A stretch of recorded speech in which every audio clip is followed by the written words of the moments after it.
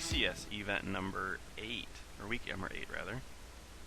This is a 6-max normal hold'em event. I've got about 8 hands here that I would like to go over with you.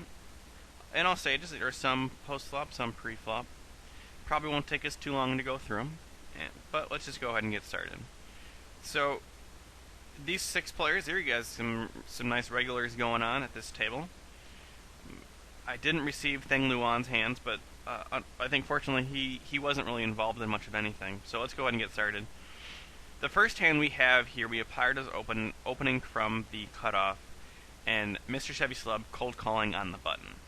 So the first thing I'm going to say, or talk about rather, is the pre-flop play of these two players. Piratos raising on the cutoff with King 9 offsuit is nothing bad about that. There's nothing wrong with that. It's perfectly doable. I do it like all the time. The biggest question though, or the biggest questionable play pre-flop is Mr. Chevy Celeb's cold call. In fact, this is a very, very, very bad cold call, given that we have offsuit connectors. This is actually a really good situation and good cards to re-raise as a bluff. We know that Piratos opens up a wide range. We have position on him. He can't really be calling us all too much. And Jack 10 offsuit is one of the perfect hands to do it with, because one, we can't really call pre-flop profitably. And at the same time, it's got a little bit of value to it. So it's got the perfect kind of connotation there. And let's just go ahead and bump it up, Jack 10 offsuit. I'd make it like 50 cents. You don't have to go too much. And it's okay if you want to play an aggressive style game, because I believe Chevy Celeb, you're trying to play aggressive style game. But you need to merge that pre-flop as well as post-flop. Because what happens, alright, so you call. And actually, JGB passed up a nice squeeze opportunity here with ace-9 offsuit if he wanted to, but he's in net. Okay, so now the next two things we have is, okay, Piratos flop top pair, good kicker. The only really hands that beats him are like 10s or better, a set, or like ace-9. All of which are fairly unlikely, right? Chevy Celeb would have re-raised most of his 10s or better pre-flop. It's very hard for him to hit a set, and unlikely that he would call with a hand like ace-9. So it's really hard for Chevy Celeb to really have much of anything on this situation. So Piratos is going to go ahead here and value bet. It's a good bet size, 5 and a 7, pretty standard. So Chevy Celeb has 3 options as normal. He can fold, he can call, or he can raise. What he chose to do is he decides to raise. Now, the biggest problem that I have with the raise in this board is that you can't represent anything other than you're representing like sold played aces or kings pre-flop or a set. That's really the only thing you can ever have in this situation. And the fact of the matter is, more often than not, you're going to be bluffing, right? Let's just say that every time you call here with Jack 10 offsuit, only Jack 10 offsuit, but you also had a bunch of other hands in your hand range that you were also going to cold call too. But only Jack 10 offsuit here was the one hand you're going to bluff every single time. All right. That is 12 combinations of Jack 10. Okay, well I'm not even including the suited ones. For you to have a bottom set or set here, 2s or 4s, that's 6 combinations, and then aces would be another 6 combinations. So therefore, 50% of the time you're going to be bluffing in a situation like this. Your opponent doesn't need to have that much fold equity here to make a rebluff profitable on you if necessary. Now, granted, Piratos' bet sizing, when he jammed, we can talk about what Piratos does here in a minute. But first, this is the reason why we don't really bluff raise to drive boards like this. The experienced players know, you're on a different level than they are. You're playing, he can't hit this board very hard. Well, the thing is, when you're playing against an experienced, aggressive player, he's going to know that you can't hit this board very hard, and therefore you're bluffing a lot too. So it's kind of like, what level are you on? And right now, Chevy Celeb, you're on level 2, and it doesn't take very much to realize that your level 2 is probably going to be working on micro 6 players, and you're not going to have really any fold equity at all in anybody with any kind of made hand. Piratos is much likely to have a made hand here than you are. So bluff raising this flop is not a very good flop to bluff raise. You want to be bluff raising gut shots with a couple overcards. If there's a flush draw out there, perhaps especially if we have a suited cards, I don't recommend ever bluffing with 0 equity. Right? Those are just spew really just because unless we're on the river, we can bluff raise the river because that's different than on the flop. But like in this situation here, if we get called, we have like maybe in this situation we have 6 outs, maybe. If our opponent has got like an overpair, then we have like 0 outs. You know, we're drawing to like runner, and it's just not going to be profitable for us to make the bluff raise like this. So definitely wait for a better spot. Wait for situations.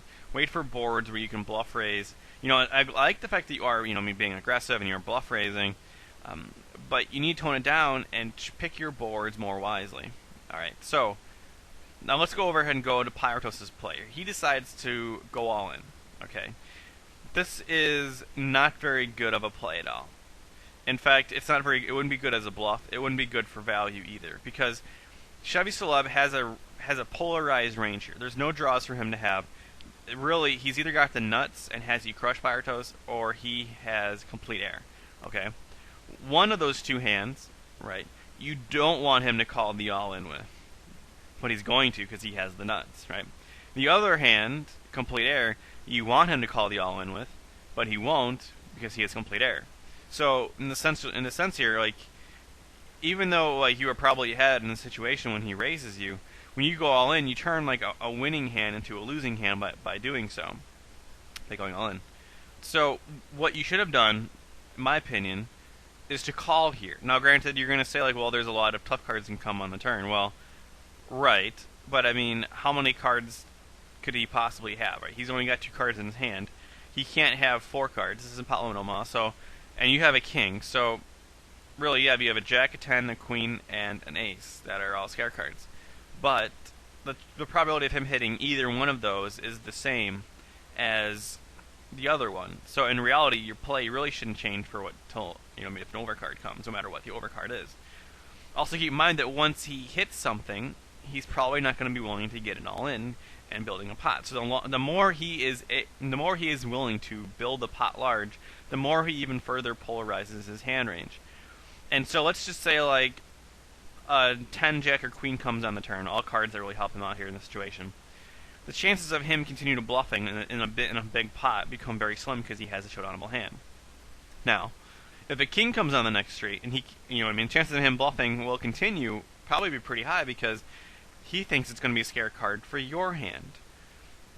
Keep in mind, though, that gives you 2 pairs, so therefore he's going to keep spilling into when you have the nuts, and he's got really no equity.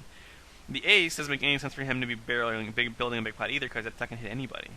So yeah, keep that in mind when it's like, when you call here, yeah, there's going to be a lot of tough turn cards, probably like 1 in 5 tough turn cards are going to come. But your play really shouldn't change accordingly. So instead of shoving all in here, we should be calling and not giving Mr. Chevy Celeb an easy way to play his hand.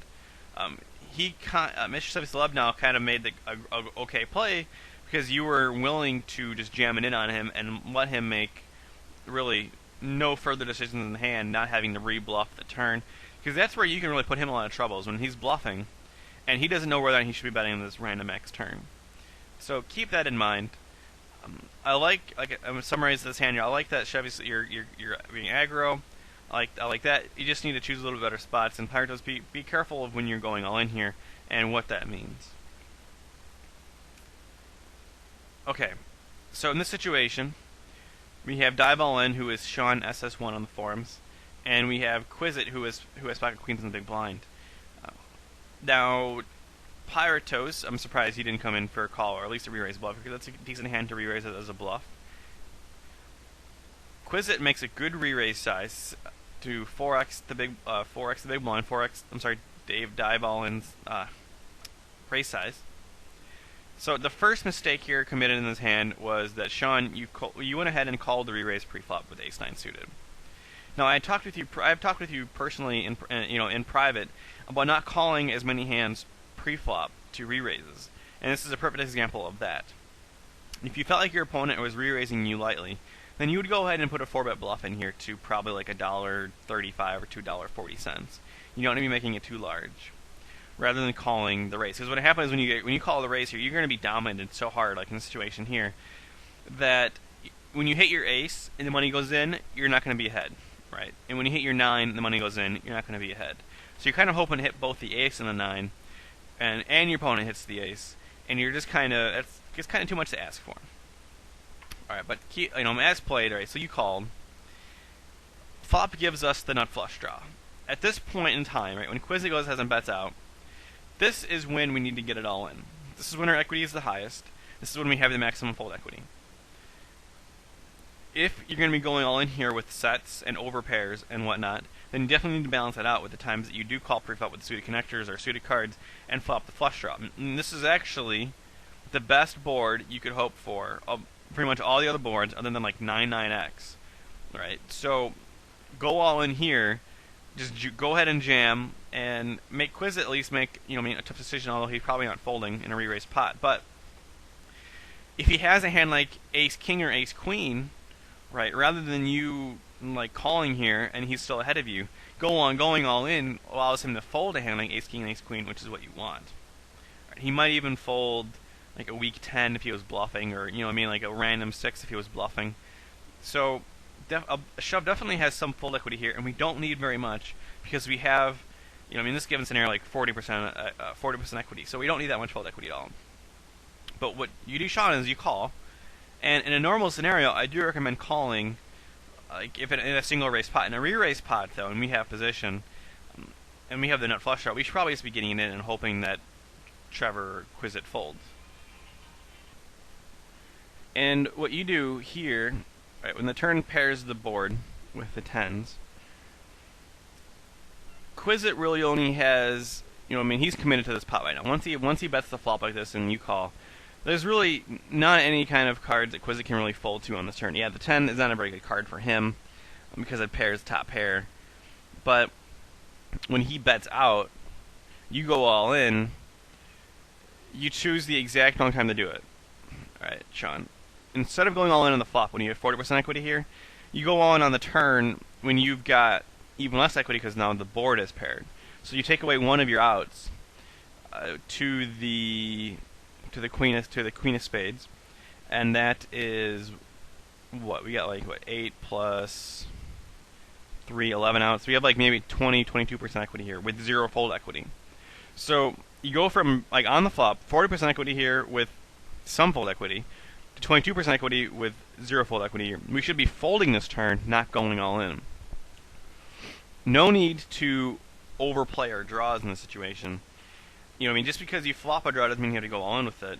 Or I'm sorry, you have to take off with it. If you want to just call the flop, like let's say your opponent, like you were 100% sure that your opponent had the nuts on the flop, then you wouldn't want to go all in. But at the same time, like you really can't do anything on this turn but fold. And that's, I guess, I'm trying to say that you should be folding this turn, not going all in. And Quizzy just kind of like has to call and he gets sucked on. Alright, let's go on. So, third hand here, Pyros opens ace queen offsuit under the gun, very standard. And Quizzy comes in and makes a very interesting re-raise here as a bluff. And in fact, I actually like it. I like it a lot. I think it's going to show a lot of profit. It's going to balance your ranges out. You've got a good hand to do it with, suited ace. And I really like the way you do it. So the problem isn't there. The problem is actually I have with Pyros and what he should be doing. And what he does is he 4-bets here. Now, there are two problems that I have with this 4-bet. One is the fact that he 4-bet. But first, let's go ahead and talk about the 4-bet size. You made it 31 big blinds, which is way, way more than you need to be making. You should probably be making it like 20, like, let's just say here, for value or for a bluff, right? You should be making it a lot less, 26, 27 big blinds, because the pot size so far is a lot smaller because you only made it like 10x raise. The profitability of a 4-bet bluff is depending on two things. One, your raise size in relation to his, and two, your fold equity you have in the hand. Right. So if you are bluffing here, which I would hope you're not bluffing, then you need to be making it like 26, 27 big blinds. Those extra 4 or 5 big blinds is the difference of, you being positive EV in a 4-bet bluff and you being minus EV in a 4-bet bluff. It really is. So it's very important that you bet size correctly when you're 4-bet bluffing. Now, let's talk about the act of the 4-bet itself. like ace queen offsuit in this situation. It's a real tough spot here. Like, do we feel like no Quizit is re-raising us lightly? I mean, I'd have a hard time arguing that is the case, or at least telling myself that is the case. I would probably just fold ace queen offsuit here and move on. And because first off, you're under the gun raising range, it's going to be pretty tight as it is, and so you don't need to be like playing every single hand that you raise under the gun. We also don't really know Quizit's like re-raising under the gun bluffing range. So if that's the case, we really should be folding a hand like ace queen offsuit. Now ace king is when it becomes very tricky of a hand to play in this situation, just because we are really in the middle. Now granted, I don't like 4-betting getting ace king all in pre, but I do like at least not folding it here. So, but ace queen offsuit, you should probably just be like insta-mucking in this situation and not even thinking twice about it and just going on to the next hand. Alright. I guess I beat that one to death. Yeah, okay. Alright, let's see what happens here. We have Docker comes in for a raise. JGB calls the suited connector, which a lot of the times, you know, we argue you're not supposed to do or not allowed to do. Here's the thing: you guys are 200 big blinds deep on this hand. Like 7-6 suited plays extremely well when you're 200 big blinds deep. Extremely well. So we can call a really wide range here. So we can pretty much see how this is going to work out in the situation, right? Pyroctos flops the nuts. Daka Bear has the overcard and the ace high flush draw. If you guys are 100 big blinds deep or less, this plays a lot differently than when you are, say, 150 big blinds deep or more, as we are in this hand right here. And this is where deep play is so much different than, say, 100 big blind deep play. So Pyroctos goes ahead and makes a check raise. And keep in mind now, if you're Daka Bear, we don't really know what Pyroctos has. So think to yourself this, alright? We have aces with the ace high flush draw. You get check raise on this board, monotone flop. You should not be that excited about your hand that you're willing to get it all in with in this situation. Alright? 100 big blinds deep, we can maybe feel like we're committed to just getting on this flop.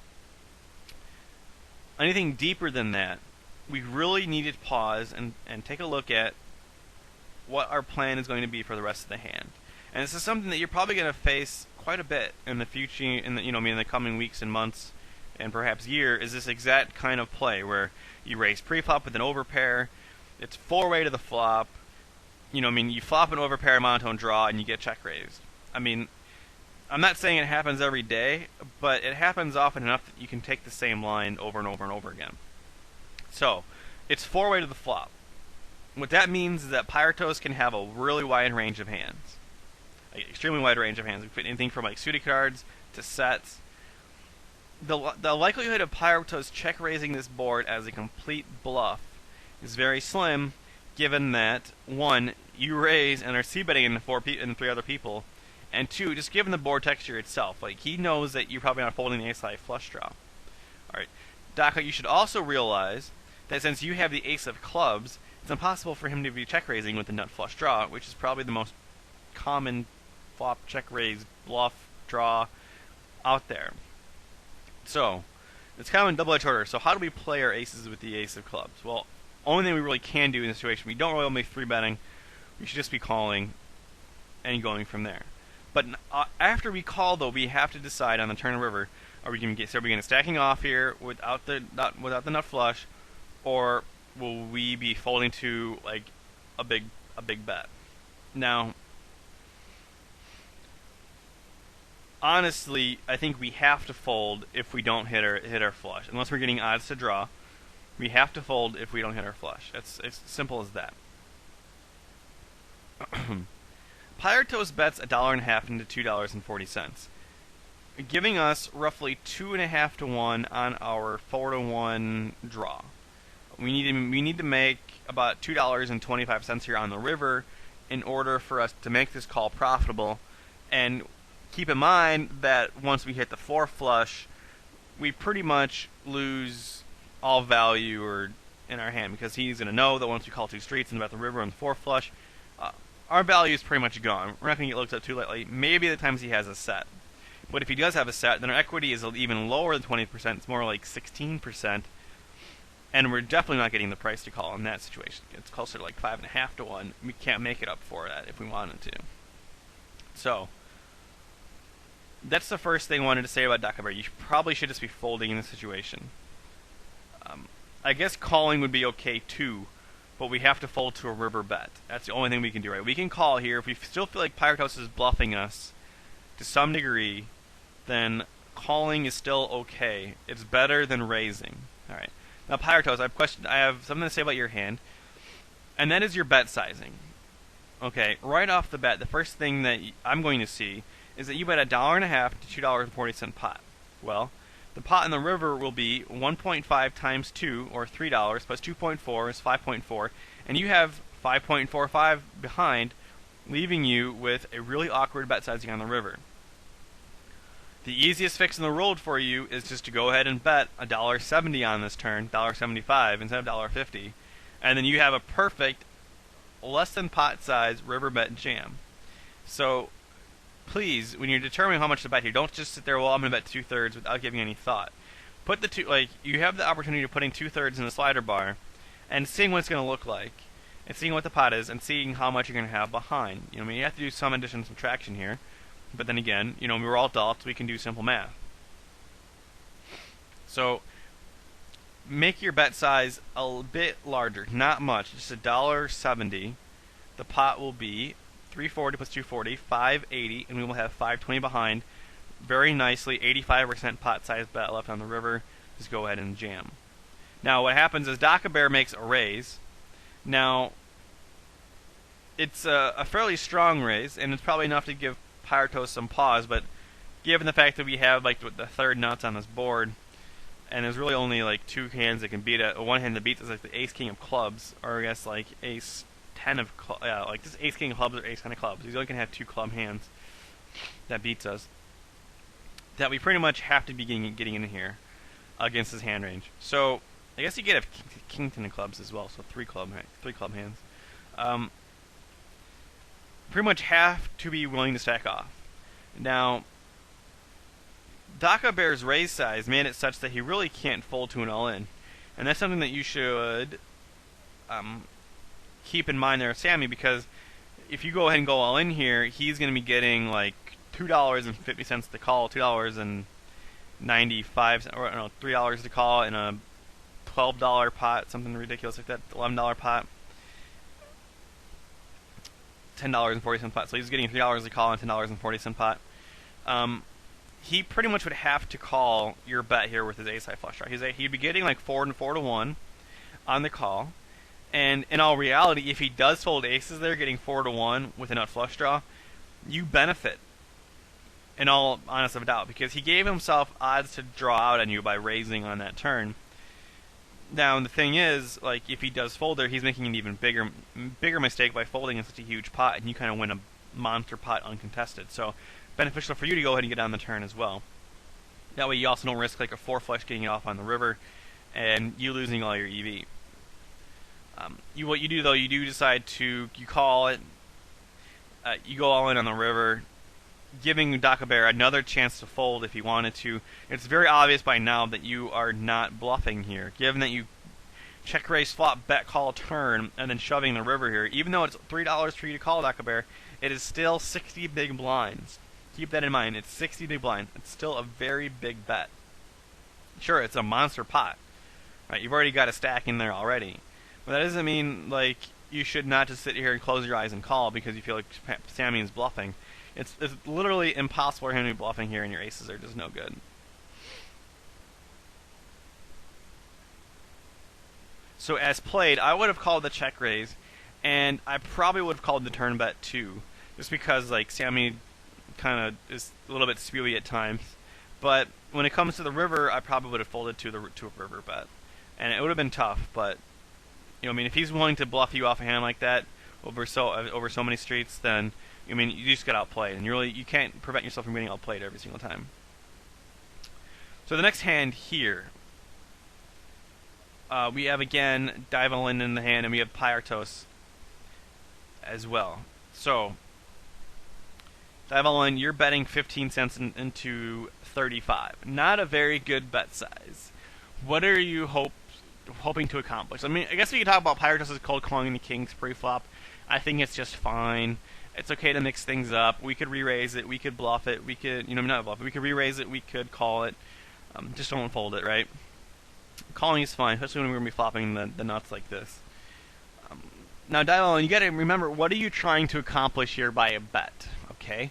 If your opponent shows you his hand and has ace-jack, do you want ace-jack to fold, or do you want ace-jack to call you? Alright, if any of you out there are saying that you want ace-jack to fold in this scenario, then you're nuts, because ace-jack only has 4 outs against you, okay? Now, if your opponent flips up and he has a hand like, I don't know, 6-5 of clubs, do you want him to fold, or do you want him to call you? For those of you saying that you want 6-5 of clubs to fold, then you're nuts, because you have more equity than 6-5 of clubs, and you want them to call you. So, this is a situation where we want to get maximum value from our hand. Now, what gets called by a 15-cent bet? Or what calls a 15-cent bet, alright? Does he call a 15-cent bet with a hand like Queen-Jack? Probably, but that's probably the only queen that he has in his hand range. Does he call a 15-cent bet with like 8s and 9s and 10s? Probably. And he'll probably also call a 15-cent bet with a flush draw. But he also might raise us with a flush draw, and we'll be in a tough spot when we do face that raise. So, in my opinion, and also, he's also going to be folding a lot of the times when he doesn't hit the hand. Such as like if he has like 2s through 6s, he probably won't be floating here. He'll probably will be just be folding. Floating, he'll be just folding rather than floating. Yes. So, in my opinion, what you should be doing here, rather than betting, is checking and let our opponent bluff into us. There's not really any scare cards out there at all, just because the ace gives us 2 pair, the jack gives us a gut shot draw, but also gives it more likely that he's going to have another draw as well. So there's not really anything that we give up by checking. We get a lot of value from a lot of times of hands that he'd either be folding to a bet. He'll also be, if he does have a hand like Queen Jack or whatever, there's a chance he might turn that into a bluff, although Pyartos probably won't, but some of your more inexperienced players will be turning a hand like that into a bluff. You see all the time. Same thing with like 8s and 9s and 10s, they turn that into a bluff too. Those are the 3 hands that we probably won't be getting value from. But we can always bet the turn if the flop checks behind. You know what I mean? Like, just because we can't get value now doesn't mean we can't get value on the next street or on later streets. So if I'm Sean here, I would be checking most of the time, just because I feel like I can get more value from checking than I can from betting. So Pyartos raises us up 3x complete raise size after cold calling pre-flop. It's a very standard situation for us right now, if we're Sean, to just go ahead and fold it. There's really no reason for us to get fancy. We're out of position. We're going to have a really hard time playing. Pyartos could be doing this with a lot of hands, many of which they're going to be better than us, right? He could have 7s, queens, kings, ace, king, king, queen.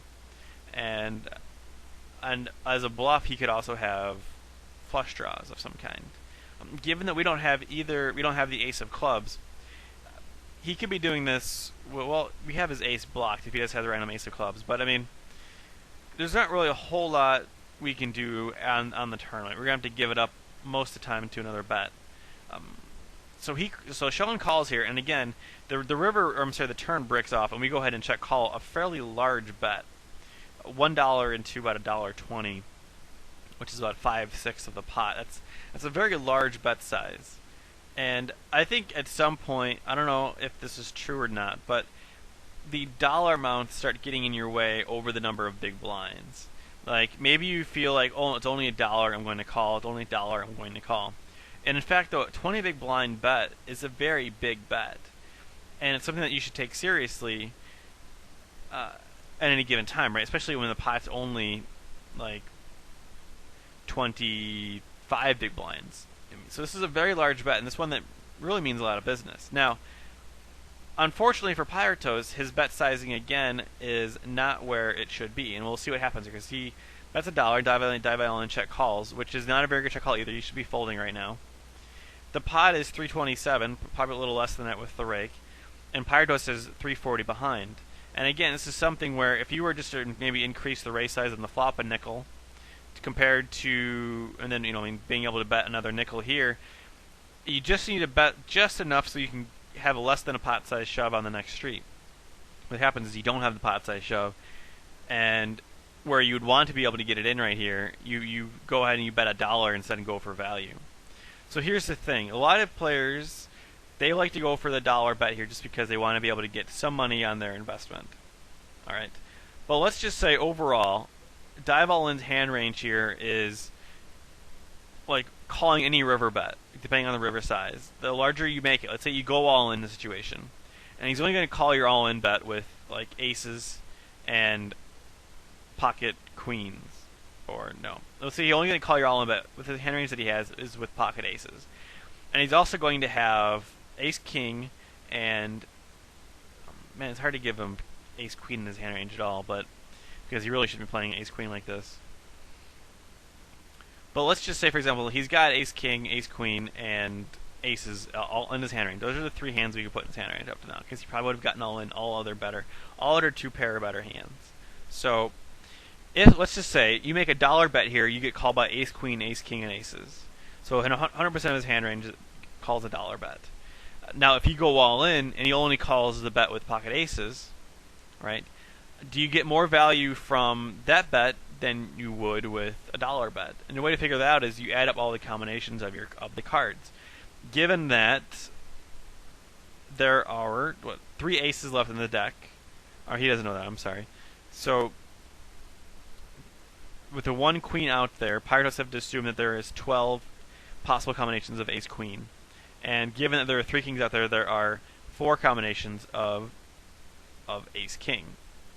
So we've got 12 plus 4 is 16, plus the 6 combinations of aces is 22 combinations.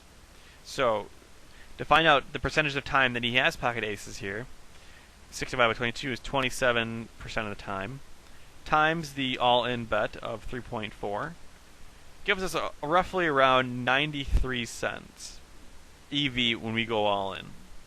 Now this is just assuming that he's only got aces, ace king, and ace queen here.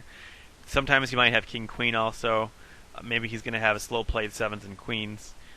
But sevens and queens probably going to check raising him here on the river. So it's actually kind of close, because given the math here in the situation.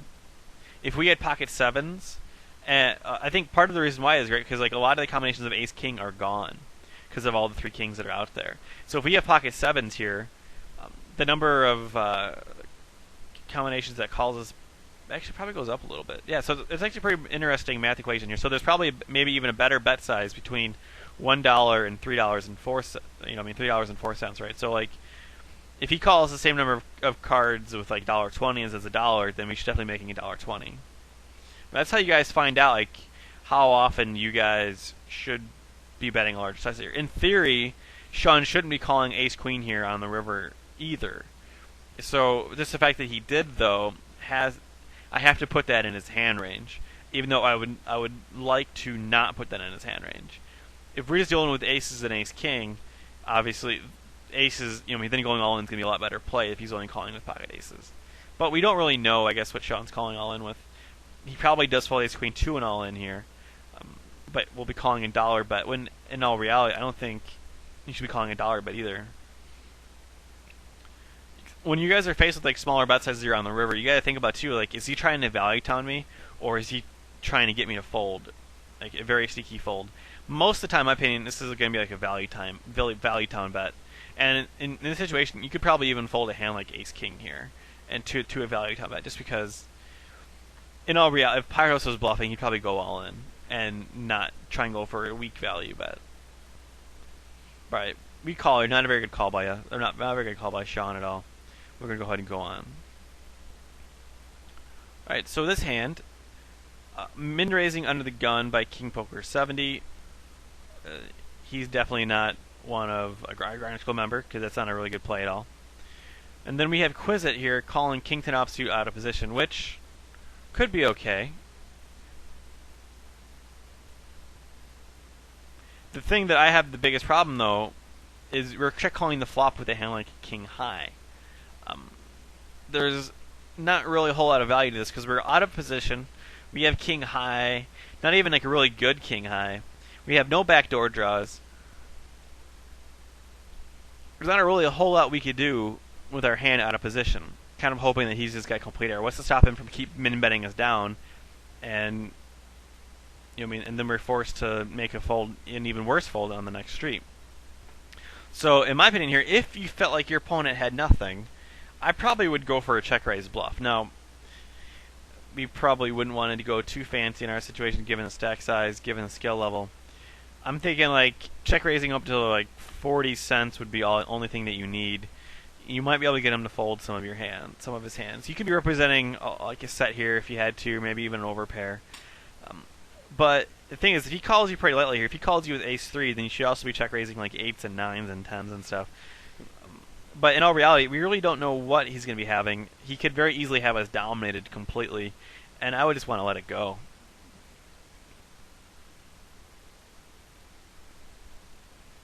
And the river play, obviously we're not going to be bet folding a hand like a king X here. Maybe we could consider leading the turn on the king. Check, call, flop, lead turn, just because, well, it depends on how aggressive our opponent is. If the king is actually a really good card for our opponent to bet into us if he's bluffing. Not a good card for us really to represent after we check, call, the flop. So it's one of those cards where we can get value either way, if we check or if we bet, and we call or we're ahead. All right, so we'll go on to the next hand here. Another hand between with dive all in, and this time it's against Quizit. So Trevor, who again re-raises it up a really good size here to 4x the raise size, makes it 60 cents to go. And Sean, again, you're calling re-raises too much, and this is another example where you need to have a good plan post-flop when you have a hand like 9-8 of diamonds. If you're just calling here pre-flop just to play willy-nilly post-flop and hope to hit two-pair or a set, or not a set, two-pair trips or a flush, then you're not playing 9-8 suited correctly here in a race pot. You've got to be willing to, one, float sometimes with a certain hand range. You got to be willing to bluff raise another hand range. And then you have to be able to fold the hand too. Like, you just can't sit there and always call pre and then like get stuck post-flop with the hand and then be committed to it. That's really a recipe for disaster. Okay, dry board, Jack 8-4 rainbow. We have 9-8 diamonds with in a re-raised pot here calling in position. Trevor has aces. Quizit is not going to be going anywhere with his aces. He's pot committed at this point, already predetermined. It doesn't really matter what kind of board it is. He's probably going to be getting it all in. All right, so Sean, though, has to play a hand range or play correctly no matter what Quizit's hand range is. If Quizit was bluffing pre-flop with, maybe he has ace-king, maybe he has like ace-7, maybe he's got complete error, right? Maybe he's got queens through aces, or maybe he's got a set. But the only way we really get any extra value from him, right, if we let him continue to bluff. When Quizit leads out, like 50 cents here, which is kind of I don't really know if I like that bet size. It kind of sets us up for a weird situation. But I guess we can get 3 streets pretty easily just by betting half pot, half pot, half pot. But 50 cents bet is a little small, but it's doable. And I guess it's good, right, if it induces a flop raise here by dive all in. So this is a situation where we don't want to be raising post-flop. We have middle pair. We have showdown value. Our opponent has us either down to like 5 outs, right? Or he's got complete error, and we're already ahead, right? He's got ace-king, and he's going to be folding to the raise. So the question you need to ask yourself, again, is if your opponent were to flip up a hand like ace-king in this situation, do you want ace-king to fold? If you answer yes, then you need to reconsider the way you think about your value raises and your bet sizing, and the reasons why you bet and the reasons why you raise, because we do not want ace-king to fold here. You guys are always afraid of getting drawn out on. You know the chances of ace-king hitting an ace or king on the next street? If you couldn't tell me 12% before before I gave you the answer, then you need to look up on the outs to percentages, because he's only at 12% to hit the next street with ace or king. And what's the likelihood of him continue bluffing the next street? We don't really know. But in all reality, though, when we do raise here and our opponent calls us, we're beat 100% of the time. There's nothing that Trevor bet calls us on this flop that doesn't have us beat. There is that thing to take advantage of too. So not only are you quote unquote raising for information to see if you're ahead or not, you're also turning your hand into a bluff, and that's something that both of those things I don't like to do yet. You know, I mean, it's very rarely that I ever like to do either one of those, because there's always a chance that Trevor could be bluffing here. He could have air, and he might be willing to barrel us. You never know. We're certainly getting odds to call, though. You know, if we have 5 outs, yeah, we're at 10% to hit, but you know, we probably have some decent implied odds here that we can maybe make a call and hopefully we hit in the next street. But raising it up in itself, not a great play. So what Trevor does, I think Trevor calls here, yeah, and I think that's a good place to call. We get unlucky though, and Trevor gets unlucky, and dive all in hits his 8 on the next street, and you know Trevor kind of gets it all in. I have a feeling though if he doesn't hit the 8, Sean isn't going to be betting on this turn. You could have saved the entire mess though there, Sean, by just folding pre-flop to the re-raise to begin with.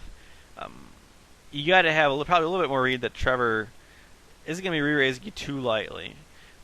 And if he is, if he is re-raising lightly, right? Figure out if he's re-raising you with a polarized range or with a kind of a range for value, right? So if he's only re-raising, if he's re-raising a hand like King Deuce, it's pretty polarized.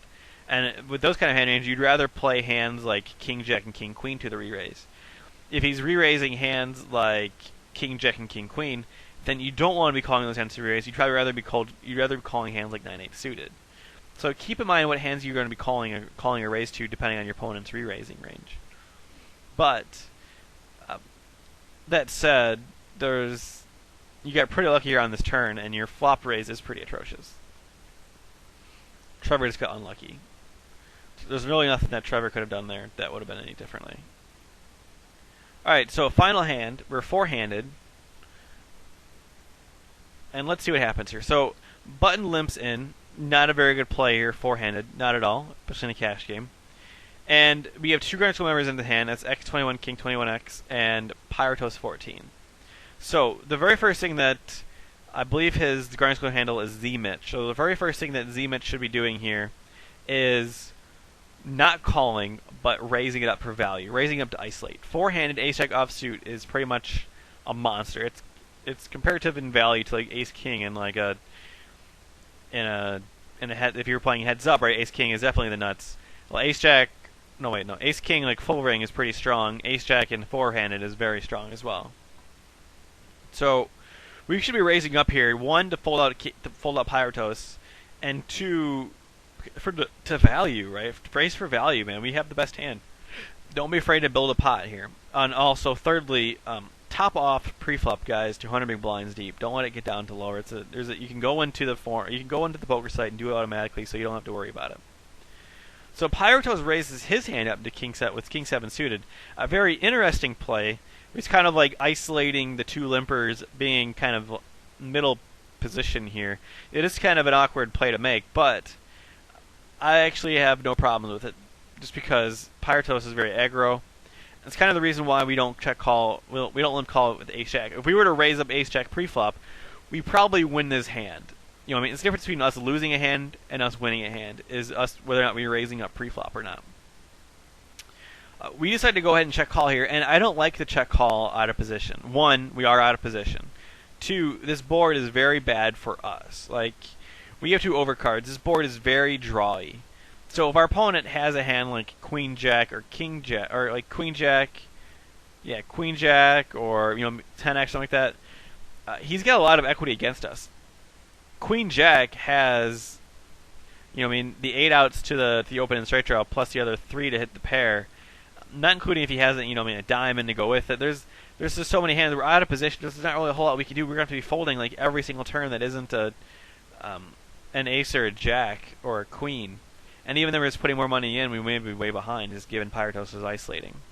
Now that said, Pyretos, I'm not a big fan of your c-bet here either. Like, this is a situation where neither of you two should be c-betting right now.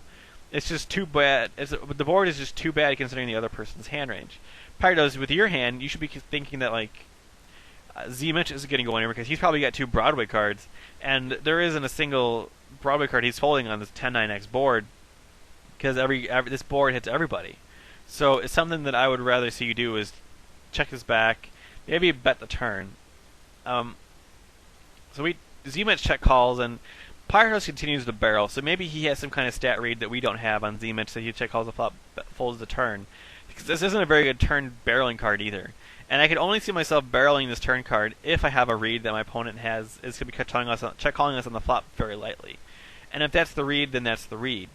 Not a big fan, though, of the turn bet size. Or, no, the turn bet size is okay, but the turn bet itself is I'm not a big fan of. And Z-Mitch, you're forced to just go ahead and fold it right now. Not really a whole lot you can do. You know what I mean? That's what happens when if you were to raise pre-flop, you know what I mean? Not only would you win... Let's go here on the pre-flop. Not only would you win 2.5 big blinds here, but you would not lose... You lost, 20 cents there, 50 cents there. You would not lose 10 big blinds. So it's like a 12 big blind swing, right? Instead of winning 2.5, you end up losing 10. I mean, yeah, that's pretty big. That's very big. Guys, I think that's the last hand I've got to show you guys for today. Gone over 8. Hopefully I have been as clear and concise as I possibly can. I apologize if there's any kind of weird spots or anything. If you have any questions, go ahead and let me know on the forums. And if you have any hands that I didn't get to and you guys have a question on, because there were a couple questionable plays that I feel like I wouldn't have time for in the video, so I didn't go ahead and cover them. Or maybe I felt like maybe I've covered them in previous lectures, or I'm sorry, in previous GCS videos.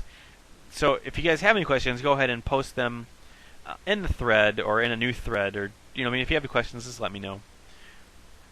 All right. Otherwise, this has been CodeRed Rules, and I will see you guys next time for Grinder School. See ya.